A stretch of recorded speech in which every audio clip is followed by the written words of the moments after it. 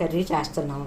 దానికి కావలసినవి అల్లం వెల్లుల్లి పేస్టు, ఉల్లిపాయ పేస్టు, పచ్చిమిర్చి, కరివేపాకు, కారం, పసుపు, ఉప్పు.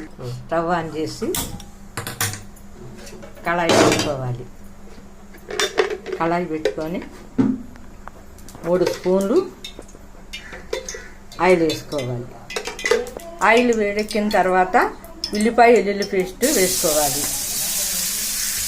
తరువాత అల్లం వెల్లుల్లి పేస్టు, తరువాత పచ్చిమిర్చి, కరివేపాకు వేసుకొని కొంచెం సేపు వేగనివ్వాలి. ఇవన్నీ కలిపాలి. వేగిపోయిన తర్వాత ఈ పచ్చిమిరపకాయలు, ఉప్పు, కారం, పసుపు అందులో వేసుకోవాలి.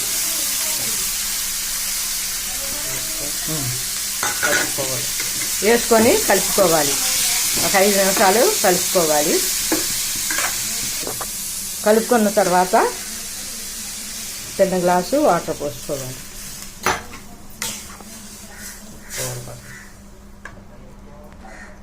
చెప్పనా?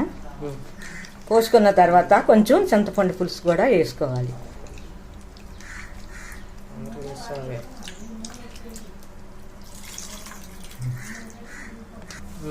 ఉడికిన తర్వాత గరం మసాలా వేసి దించేసుకోవాలి. పచ్చిమిరపకాయల కర్రీ చక్కగా ఉడికిపోయింది.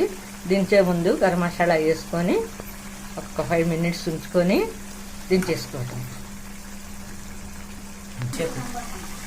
మీకు కర్రీ నచ్చితే సబ్స్క్రైబ్ చేయొద్దు, లైక్ చేయొద్దు.